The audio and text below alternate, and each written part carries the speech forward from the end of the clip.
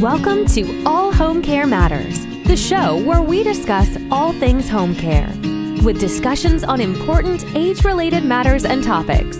Brought to you by Enriched Life Home Care Services, the #1 rated home care provider in Michigan by Top Rated Local.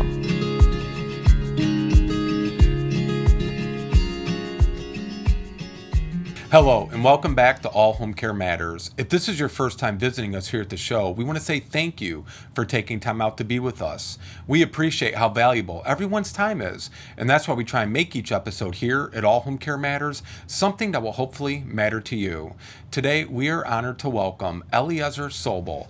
He is the author of The Silver Lining of Alzheimer's and Blue Sky, White Clouds. Welcome, Eliezer. How are you today? I'm good. Thank you, Lance.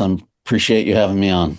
It's our pleasure. You know, we were recently introduced to you, and we had a wonderful discussion a few weeks ago. I think it was right before we left for our DC trip, and you were kind enough to send us both copies of your books, both very different, but both very beneficial to families with loved ones with dementia. The one is really talking about your experience with your mother, but then also Blue Sky, White Clouds is, I think, a very simple book, but very effective because it goes through pictures and, you know, it's good prompting for memory and stimulation.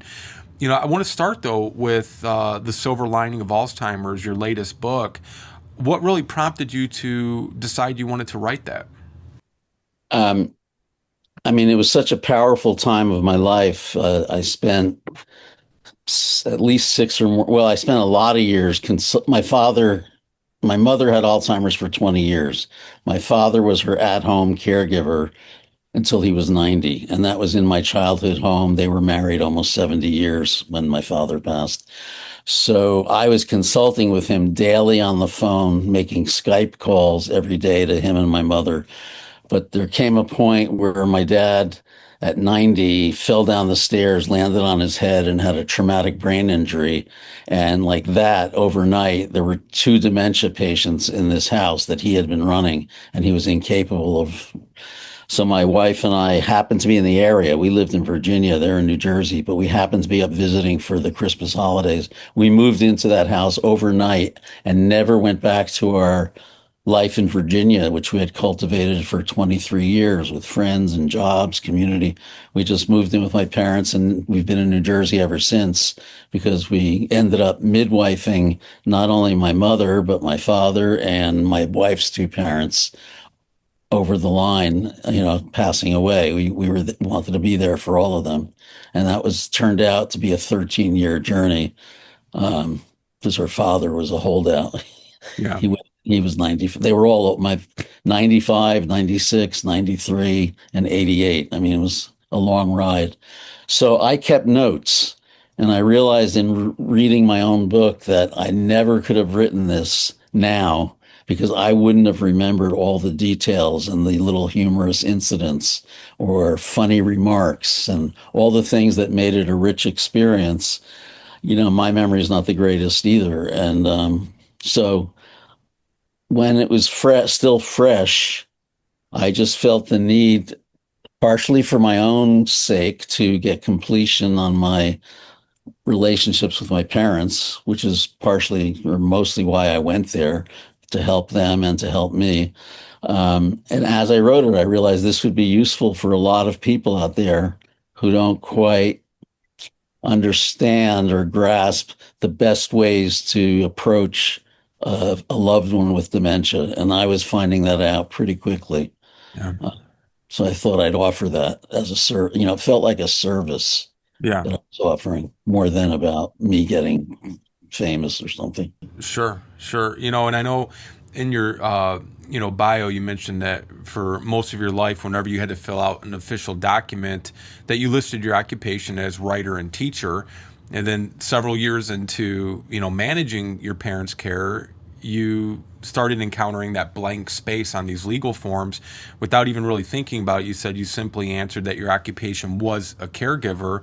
And then it occurred to you later on that your response would get honed down even further to merely a son. The reason I bring that up, Eliezer, is, my situation caring for my father was unprompted, unplanned, and unexpected. Like most situations, when you become a family caregiver, my situation was entirely in the reversal of yours, where I never identified myself as a caregiver or being, a care companion or a care partner. I always just said I'm a son helping my father. You quickly identified yourself as a caregiver, it sounds like, really early on, but then you reversed it to saying merely a son. What made you think to differentiate that or to change it to a son from a I'm caregiver? just so used to for 60 years writing writer editor. And as the question, like some insurance form or whatever, asked me your occupation, I didn't think about it. I Mm. just noticed myself writing caregiver and it stopped me in my tracks. And I said, well, yeah, I guess your occupation is what occupies you. And I've been fully occupied by caregiving. Yeah. So that's interesting. That's my new identity for now. And then as I thought about it, I realized, well, I'm not a professional. I'm not a medical or social worker or anything. Who am I? I'm their son. And I'm like, you did it naturally. Took me a while to realize, well, this is what this son wants to do. Yeah. Okay. Interesting. You mentioned in your book that connection is everything. What do you mean by that phrase? Well, it was interesting. I mean, most people are horrified when they begin to lose their loved one to dementia, and it's purely a tragic worst case scenario they go through in their minds, which often comes true, that the person just loses it and progressively loses it more until they're no longer recognizable, and they certainly don't recognize you. Whereas for me, I had had a hard time in my relationship with my mom throughout much of my life. And I really wanted to forgive and come to a place of love and healing. And I worked on it most of my life as well. It was hard. Mm. Um, I don't have to go into this, but she was a Holocaust survivor and had her own issues of being Sure. difficult, a lot of fear and anger. So I'd have friends who knew I was caring for her come up to me and kind of nervously, hesitantly ask me, does she still know who you are? And it was as if that was the question. And if I said no, they'd be horrified. They couldn't imagine anything worse. And I thought, I don't know who I am. Why should I be so concerned if she knows who I am? But that's half joking. The truth was, it occurred to me very vividly that my mother and I had a connection from birth. And at birth, we had no shared memories. I didn't even have a name the first 8 days or so. Um, all we had was this speechless, free of language and memory connection that was there at birth for all of us. Right. And as my mother, she was we were fortunate, she was one of the dementia patients who lightened up with the increasing dementia. Some people go the other way and get angry, and it's, everybody's different. But as my mother lightened up and her Holocaust memories receded, etc., what emerged was this just amazing, radiant, childlike young girl, practically, just radiating love to everybody. And she had always been in a shell. She had stranger danger. She wouldn't, she was very proper, but we didn't even like visitors in the house really. And suddenly she was a free spirit. And one time we went to a restaurant, my brother, Harry, my father, and her. And as we were leaving, we got outside to the sidewalk and she wasn't with us. We figured she was following along, and we looked through the picture window of the restaurant, and it was just an amazing sight. She was going table to table. This is someone who avoided strangers and initiating conversations with every diner in the restaurant. She was just a happy, easy, the way you might be if you were free of all your fears and hesitations. I might be a lot friendlier also, but I'm an introvert. But Right. this was so out of character, and it was kind of wonderful to see. The people were delighted with her, even though she made no sense. She was not making sense when she spoke to them. What, I just want to kind of stay on that for a moment, Eliezer. And, I don't think, at least for myself and my family, we can't imagine or even comprehend what it must have been like, living through the Holocaust and being a part of it. And, you know, your mom probably, like you said, dealt with a lot of issues as a result of that, which I think all of us would. Was that part, if there was a silver lining to the dementia, do you think that was part of it, that maybe those memories were erased from her? Yeah, I went to a psychic at the beginning and said, I'm worried my mother's losing her memories. And the psychic took a moment and then said, I have a feeling your mother's going to be a lot happier without her memories. Mm. And that was right on. She nailed it. Um, so to circle back to the original question, what I was realizing is that um, whether or not she knew my name, whether or not she knew I was her son, or even what a son is, even at that stage, I still felt she knew me on some soulful, heartful level. And we would hold hands and we would sing, and we had all sorts of things together that just felt so fulfilling for both of us. It was a happy time. Mm. And just when everybody else around us had mournful faces for the tragedy that was occurring, our house was actually filled with joy at that time. I Yeah. mean, not for my father, because after 60 plus years of marriage, couples, which I think of as a cult of two, they have their own rules, their own way of speaking, their own private jokes, their own, you raise an eyelid and you know what that means. And all that stuff kind of goes out the window. So for my father to lose his partner and soulmate of 60 years was much harder for him to adjust to. Somehow I was able to, because Yeah. it was hard, because I had a hard relationship with her. Sure. Were you an only child, or did you have siblings? Now, my older brother is 3.5 years older, but lives about 6 hours north of my parents. And where he consulted with me on the phone regularly and would come down and visit once a month as often as he could. So he was a vital part of it all, but he wasn't on the front lines, so to speak. Okay. Talking about rules and things like that, you describe what you called rule number one. Why don't you explain for viewers and listeners what rule number one is? Yeah, and what's funny is in the book, I never offer a rule number two. But rule number one, and everybody in the dementia caregiving field will say this in one way or another, is you never contradict your loved one's reality and what they say is true. You don't try to tell them the real truth or that they're mixed up. You just learn to flow with their perception of reality, and you come to realize that's their true, valid reality for them. So who am I to say, no, you're wrong? It's like if I said to you, Lance, you're very cold right now. And you said, no, I'm not. I'm comfortable. And I escalated, it would be a conflict, a useless conflict. And we noticed my father doing that a lot. He had a very short fuse at the beginning. He just couldn't, let her be who she was becoming and being. So, I remember we would take my father aside and try to teach him this rule. Dad, whatever she says is right. Don't correct her. Don't tell her what's really true. Just allow her to think and be who she is. And he would nod and he'd go upstairs. And literally a minute later, I'd hear him screaming, "Of course you have a sister. You just spoke to her 5 minutes ago. What are you talking about?" And I came upstairs, because he was doing the opposite of what I just taught him. And my mother came and grabbed me by the elbow and pulled me to the side and whispered, "I think there's something wrong with your father. He's been acting very strange lately."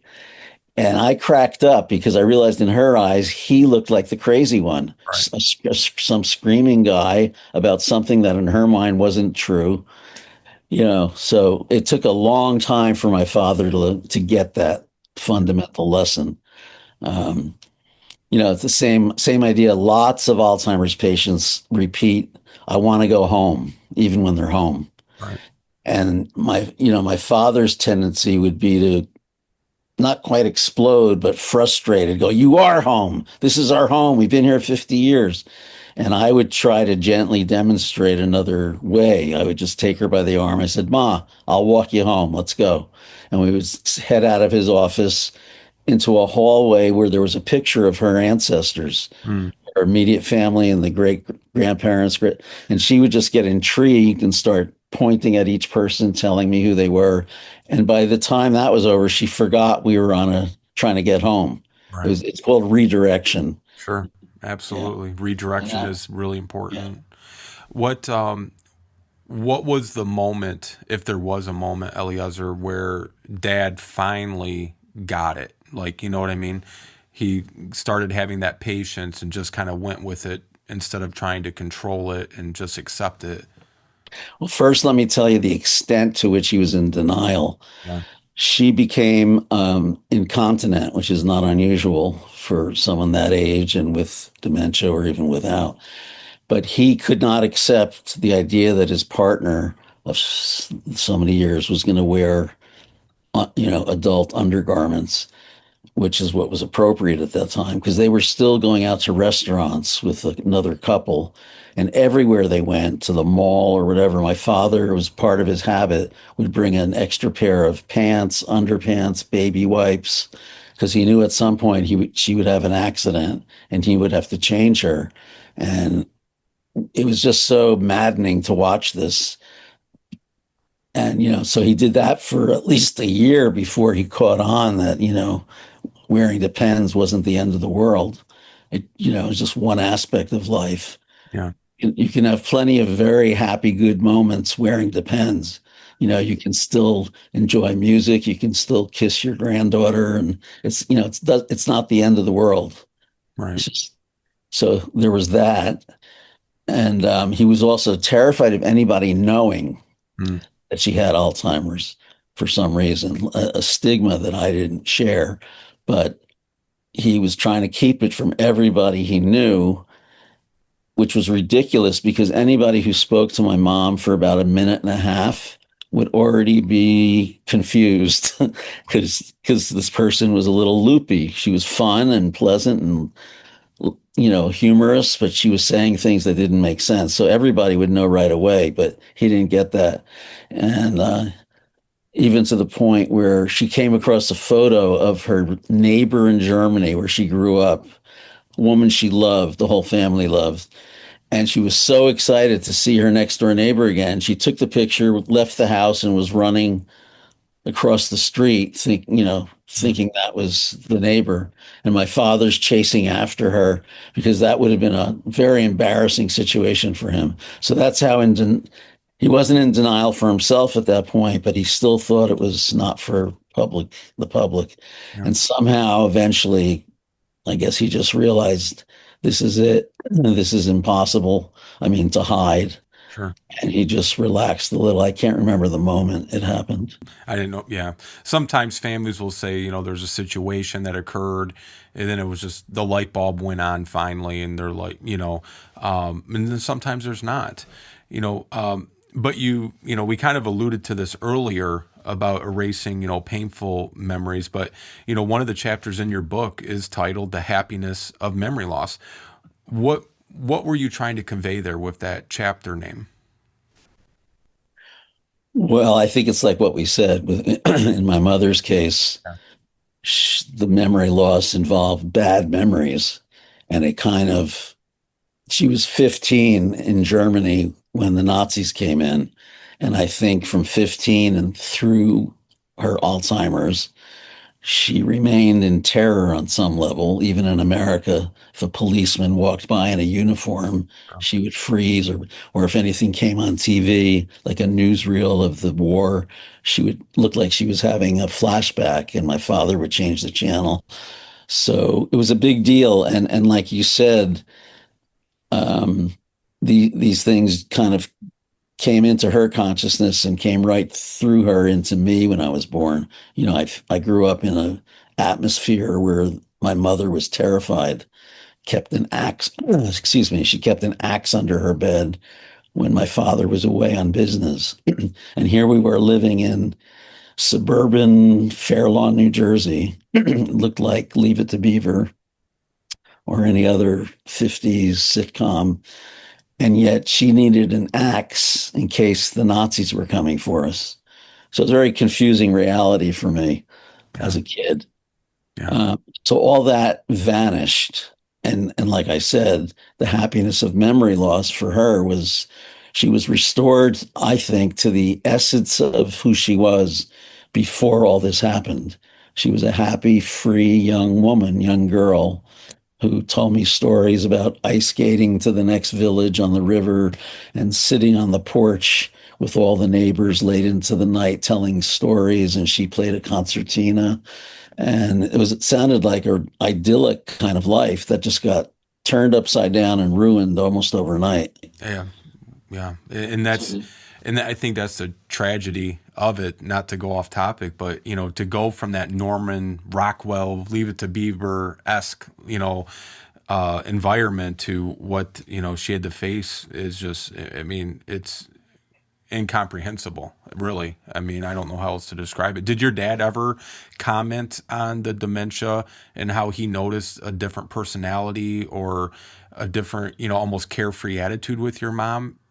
Oh, well, initially he was emailing every day using my brother and I as a sounding board Hmm. for all the things she was doing and all the things he was doing to try to deal with it. And we were his gentle advisors. Um, he was kind of surprised and when she was so kind of happy. Hmm. Like we were in a hospital, she was going to get an endoscopy.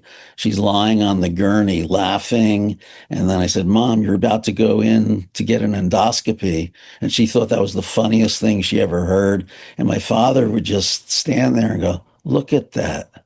Yeah. What is this? Look at that. He was surprised. He noticed it. Yeah. Wow. Kind of sticking with that, you talk about reframing the entire situation. What do you mean by that? Well, that was a really big deal for me to recognize that. I mean, all of us, I think, have to go through stages with a loved one getting dementia. And Mm. in the book, I compared it to the 5 stages people go through when they get a terminal diagnosis. This was popularized in the 70s by a woman named Elizabeth Cooper Ross. And it has since been somewhat debunked because she made it sound like everybody does these 5 stages.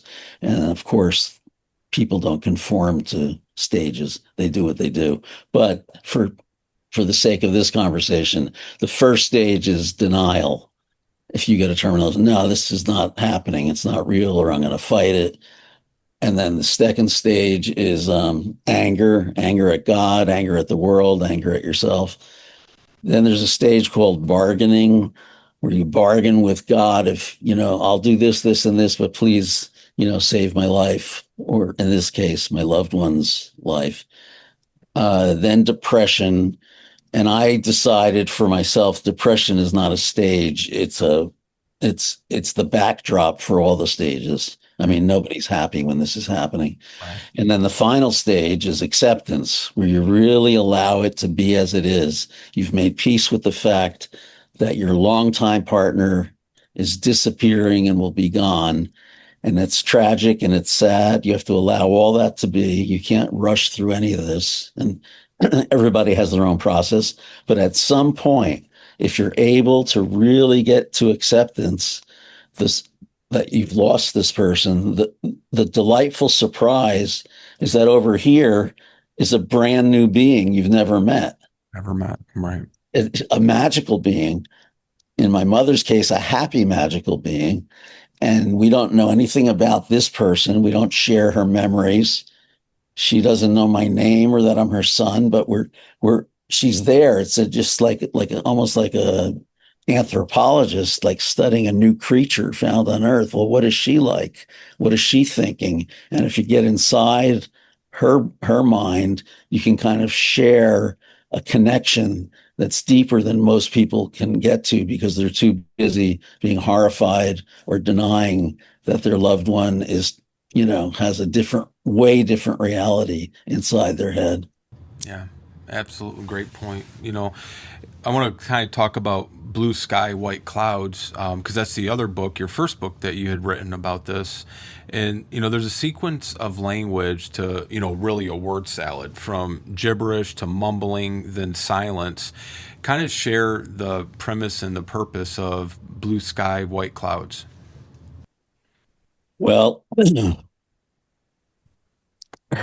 my brother, who's a psychologist, told me that sometimes people lose their ability to speak in reverse of the order that they learned how to speak. So a child who's learning how to speak at first will make big categories, like people and animals. They can get that distinction. And then with a little more sophistication, they can see, oh, within animals, there's a cat and a horse. And they can see that those are both animals. And then a really next level of sophistication is knowing that's a collie and that's a cocker spaniel. So they get more and more specific, right, and precise. So in reverse, we noticed my mother was like suddenly calling everything mechanical a machine. Like the phone was, oh, you're on the machine. My video camera was, you're using the machine. The car was a machine. She was able to see that mechanical things are different than pillows and food and people, right? Right. And so that's the devolution of language. But the next step for my mom was kind of using English words and the English cadence of conversation. So if you heard it from a distance, it would just sound like someone talking. But if you listen carefully, she was making up a lot of the words. I gave an example in the book. I can't recreate it, but it's something like, oh, the calendula is missing. I have to bindle the mistletoe if we're ever going to find Mr. Bum, whatever it is. And I would converse with her like that. My father would be baffled, but I would just respond. I go, is the Bindle missing really coming today? She goes, oh, I don't know, and we could have a half-hour conversation like that. And then she would lose the made-up words. I'm trying to get this straight now. I think what was next was just more gibberish sounding, but we could still play with gibberish. And then, like you said before, it was reduced to mumbling, and eventually she wasn't talking at all. And we assumed language was gone for her. And yet one day I walked into the living room after this, and she was flipping through a magazine and reading out loud the big print headlines. Right. And I was just, the mom can read? That's unbelievable. I didn't know she could even speak. So I ran out to Barnes and Noble and I looked on Amazon. I looked everywhere for a book for memory challenged adults. And what I envisioned was a book that just would have a very beautiful, clear, realistic photo of something familiar, whether it was an object, a person, a place, and then a caption in big print of 3 to 5 words, so that the dementia patient did not need a memory to enjoy the book. Each page stood on its own. So I figured, well, I just assumed this had to be out there, but I found out that it wasn't. I called the National Alzheimer's Association and spoke to their chief librarian, said I wanted a book for my mother, who's a patient. And she goes, well, we have 20,000 titles here for caregivers of dementia patients. And I had to correct her. I said, well, not caregivers. I want a book directly for my mother, for the patient. And she was kind of stumped. And then came up with one author that had 2 or 3 books similar to what I was describing. So I was amazed that there's this millions and millions of people diagnosed every year with Alzheimer's and so few resources for them. tons of resources for how to take care of them. And this was, of course, you got to remember, 10 years ago at least, maybe more. Actually, I think it was 2012. Anyway, by now, people are starting to catch on. If you Google it now, there are a lot of resources for the patient. Right. But when I wrote that book, I thought, well, there's a big niche out there and no one's filling it. So I came up with it.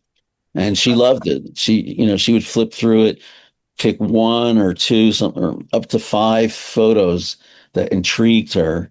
And she would, like, picture of children on a swing. She would caress their faces and sometimes talk and tell a story about them to her caregiver. So it provided an opportunity of something to do with your patient, because in our house for the longest time, thank you. Yeah. So that's, just a sample of these, very high resolution, full of color photos, like the one on the right side page said seagulls play in the water. On the left, pretty pink and white flowers. There's pictures of horses and people dancing. It's really incredible because, the simplest things can be so stimulating and engaging for those living with dementia. And, it's something they can even do on their own. Right. And like I was starting to say, for the longest time, our aides and my dad, the only thing they could think to do is park her in front of the television and stick in a DVD that she had seen 40 times of the I Love Lucy show or the Dean Martin Comedy Hour. And they were all new to her. Every day they were brand new to her. But it was a limited palette of activities, and there was so much more possible. In fact, one of the things I talk about is that the caregiver, if they can, needs to explore their ability to drop the linear thinking that we have in they say the left brain, and move over to the creative, spontaneous, playful side that's not in a box. And if you can enter that, then you can enter a space of play with the patient. And it's almost like babysitting a 4-year-old. Anything goes. The imagination is there. I showed my dad a few things I spontaneously made up in the moment. I just grabbed his box of coins off his office desk, brought them to the kitchen, emptied them on the kitchen table. My mother was opposite me, and we played for an hour, making up all sorts of games. Let's stack the dimes. Let's make a face with the nickels. Let's take the shiny quarters and put them back in the box, whatever. We did it for an hour. And my dad was looking, and I said, Dad, you can do this with her tomorrow, and she won't remember that she did it today. Mm-hmm. So I called him that night or the next night and said, did you try the coin game with her? And he said, yeah, but it didn't work. She couldn't tell a dime from a nickel. And he had completely missed the point, which was a little bit sad. That is sad. Yeah. I want to, kind of stick with there for a moment. You talk about entering the spirit of play. Was there any other memories or situations that stand out during that spirit of play with your mother? Yeah, you probably read about tangerine poker. Is that what you're thinking of? Tangerine poker, yes. Yeah.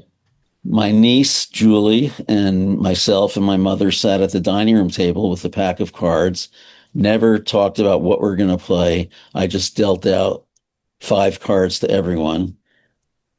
We looked at our cards. My niece went first. She put down a king of clubs, drew a card to replace it, then picked up a tangerine on the table and placed it on top of the pile, the discard. It was my turn next.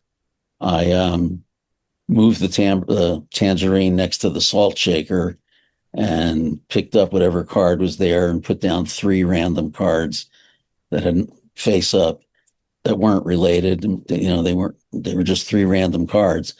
But we all understood the game somehow. My father was there watching, baffled. And my mother's turn finally came, and she was really studying her hand, looking down at the table, back at her hand. Finally, she got what she wanted to do. She picked up the tangerine and started peeling it and eating it. And we're all laughing hysterically. And my father saying, well, teach me the rules so I can play this with her when you're not here. And I said, well, that's the fun part, Dad. There are no rules. So that was another example. That's incredible. I want to talk about, more lighthearted moments here as we wrap up. You know, you say there was a lot of laughter in the house during your mom's diagnosis. What was so funny? What really stood out for you? Well, the first one has to do with my dad. Is that okay? Yeah, absolutely. I used when Sherry and I were living there and she was downstairs, I would call out Shar, and my father, with his loss of hearing, would hear Dad, and he would always respond, "What, El?" And I said, "No, I'm trying to talk to Sherry." And this got very tiresome. So I had an idea. I brought my father and Sherry and the two aides together. I said, listen, to make this easier, I'm officially giving Sherry a new pet name, Peaches, so that my father won't mistake it. So let's test this out. Sherry, go downstairs. And she's down there, and I yell out, Sherry. And my father immediately responds, yes, darling. Did you follow that? Yeah, I'm Yeah. listening. Yes. Yeah, you Yeah. didn't laugh. That's what. No, I'm smiling. Yeah. He and my mom would do really great things. Like we're having salad, she would pick out a piece of lettuce, put it on the kitchen table, smooth it out like she's ironing it, then flip it over, smooth it out there, fold it in half, and then finally look up at us and say, "This is not a normal person." Mm. About the lettuce. And a friend of mine heard that story and he said, well, if you think about it, your mom was absolutely right. That was not a normal person. And the same table, she picked up a glass of apple juice and was studying it like a scientist, Mm. turning it in all directions and angles, plinking on it with a fork to hear the different tones. And when she was done with her examination, she put it back on the table, looked at us and said, I wonder what size brassiere it wears. And another one, the phone rang. We're all there. She picks it up and we hear her say, uh, oh, we're all here just selling the chickens. And hung up soon after. We said, Mom, who was that? What was that about? She goes, oh, it was nothing. It was all about the pillows and the teeth. So we had to get used to things like that, but they always brought a laugh. Yeah. Yeah. Yeah. And I That- could go on and on. There's a lot of them. And I'm so glad I took notes because I wouldn't have remembered them. yeah. It's good. Sometimes, emotional, tough memories, but also I'm sure a lot of great fond memories that, a lot of people will say they wouldn't have had otherwise. I mean, you stepped up in the role to be the son slash, caregiver. I want to kind of wrap up and close here. First, Eliezer, we'll have all of your contact information and links in the show notes, but where would you like for people to go if they want to reach out, learn more about you, or purchase a copy of one of your books or both of your books? Well, since this is a new book, I have a dedicated site called elemipress.com, ELEMI press, PRESS, elemipress.com. Right. And that will just show you more and talk more about this silver lining of Alzheimer's. And on that site, you can download it for yourself for about, I think it's $7.99. Or you can go to it'll send you to Amazon for the paperback, which is I thought was overpriced, but I had no choice. It was $21.95. And or if you want to learn about me and my other activities and my other 8 books, you would just go to my name, EliezerSobel.com, which you'll have to spell for people in the show notes. Yes. Wonderful. And finally, last question for you today. If we don't talk, and hopefully we're going to be keeping in touch, and anytime we can help support the work you're doing, and just really share this remarkable story with people. But let's say we didn't talk and we ran into each other at a ball game or, at a coffee house one day, 5 years from now. What are you doing 5 years from now? Do you have a goal? Do you have something in mind? Are you going to continue staying in this, in this area of dementia and Alzheimer's and helping other family caregivers?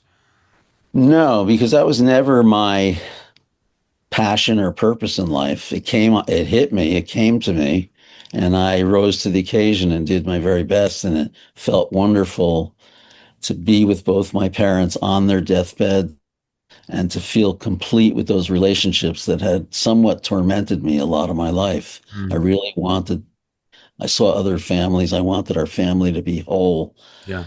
So I didn't regret a moment of it, of all the time I got to spend with them at the end.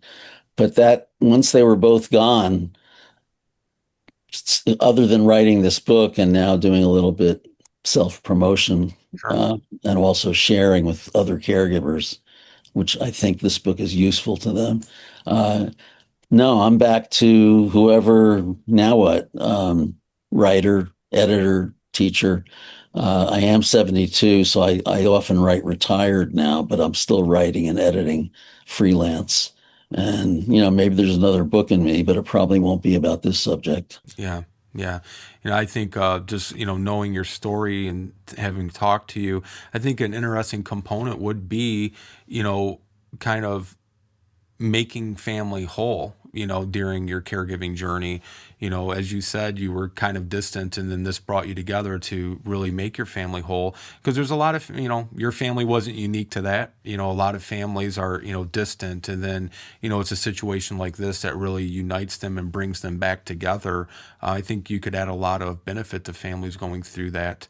But, we appreciate your time and getting to know you and all the wonderful things you've been doing to really, tell your story, your mother's story, but even, Blue Sky, White Clouds. That's a tremendous resource book for any family, because it's not about your family. It's about dementia and helping our loved ones to stay stimulated and engaged. So, Eliezer Sobel, thank you so much for everything you're doing, and keep in touch. That's very kind of you, Lance, all those words, and I appreciate it. And thanks for having me. Our pleasure. Bye-bye. Okay. Bye-bye. Thank you for joining us today here at All Home Care Matters. All Home Care Matters is here to help families as they navigate these long-term care issues. We invite you to visit us at allhomecarematters.com, where there's a private, secure, fillable form where you can give us feedback, show ideas, or if you have questions. Every form is read and responded to. And remember, you can listen to the show on any of your favorite podcast streaming platforms or watch the show on our official YouTube channel. Just make sure that you hit that subscribe button so that you never miss an episode. We'd also like to say thank you again to Eliezer Sobel for joining us today. We look forward to seeing you again here at All Home Care Matters. Thank you for joining us today. We look forward to you joining us again on another episode of All Home Care Matters. To learn more about the show and to connect with us, visit us at allhomecarematters.com.